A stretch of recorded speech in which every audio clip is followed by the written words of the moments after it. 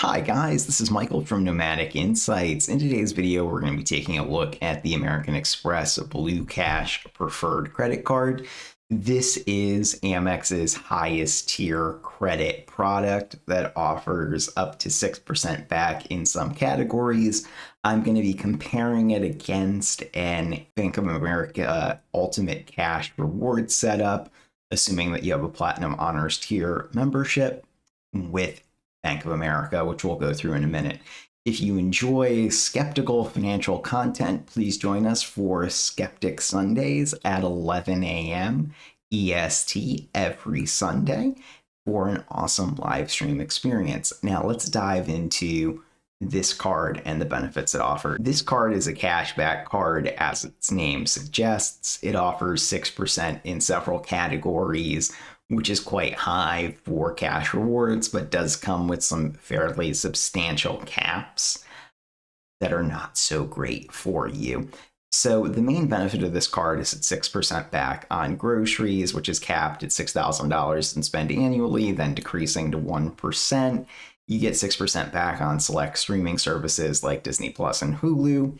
Get 3% back on gas and transit, and then you're going to have 1% back on everything else, which really isn't that great of a rewards rate when you're considering that something like the Citi Double Cash Rewards card offers you a flat 2% back.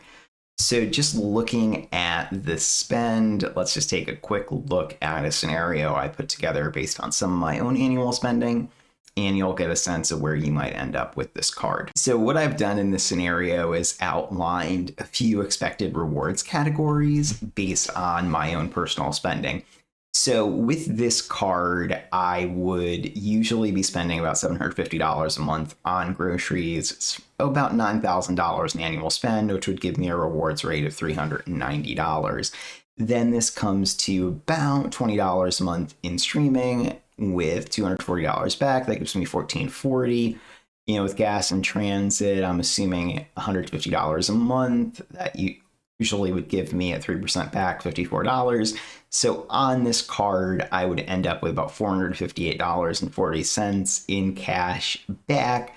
Once you take out the annual membership fee, it would be about $363 once we adjust for everything, compared to a Bank of America card where if you're in the Platinum Honors tier, you would expect to come out at about $290 with the same level of spending if you're in the Platinum Honors program from Bank of America.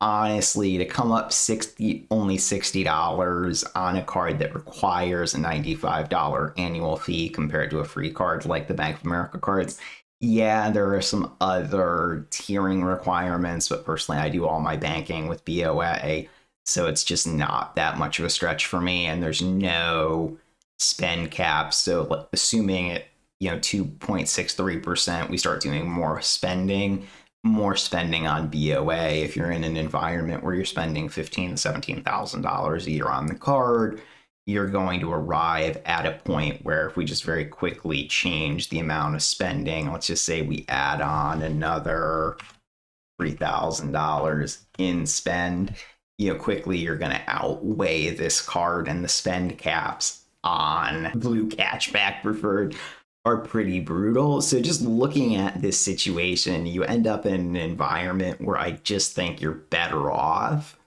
with an Ultimate Cash Rewards card, because you still need to rotate a lot of other cards for cashback. So this isn't really that great of a cashback card. Yes, the 6% back on groceries is nice, and that's where most of the rewards value comes from. But in the other tiers, if you use the customized cash rewards card from Bank of America, you can get nearly 5% back. So using those two free cards in tandem with no annual fee, if you're part of the Bank of America rewards program, is really much higher cash back. So personally, I wouldn't do this card. I would avoid it and steer clear, because you're only netting about $70 positive, and you're still going to need to rotate between other cards. And it's not going to be another Amex card you're going to need to bring in like a Bank of America or a Citi Double Cash to maximize your cash rewards. And I'm just like, not worth the hassle over 60 bucks, but that's just me. So the other con with the American Express cashback cards is they're only going to give you a statement credit. There is no true cashback option as far as I can tell as I was doing my research on this video. To redeem reward dollars, log into your American Express account and click use reward dollars. Just enter the amount you'd like to use as a credit towards your next statement balance, and the credit will usually appear within 3 days. I like my cash back as cash. I don't want to deal with bullshit statement credit on one of these cards. That's what travel rewards credits are for. Bank of America is pretty annoying with this, with their travel rewards card, which I do have. I'm looking for cash back, not reward dollars, which is kind of just feels like Fugazi. So personally, I'd recommend avoiding the Blue Cash Preferred because using, again, my preferred setup, which is a BOA, Ultimate Cash Rewards card, and Platinum Honors tier, you just end up with more effective cash back at higher spend tiers, and it just seems like less hassle unless you're going to go through all the points rigmarole. But if I'm going to do it, I'm going to do that much work. Like, I just like my cash. With Amex, I'm just not a fan of the rewards dollars. I understand membership rewards way more, and you can extract way more travel value. So I just don't understand why you would do this to yourself. Just why? So just in terms of my final thoughts on the Blue Cash Preferred card, I give it a C tier rating. I don't think this card is a great card by itself because most of your purchases are going to end up at 1%. In categories like groceries, 6% back is really nice.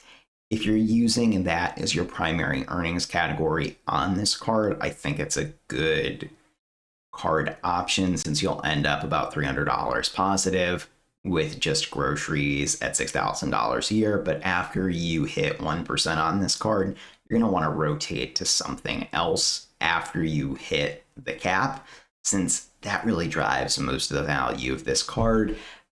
And some of its other benefits, like 6% back on streaming services, like Woohoo, I guess. I use the digital entertainment credit through my Platinum card, which just gives me the $240 back as a credit against the annual membership fee, which again just seems like way better.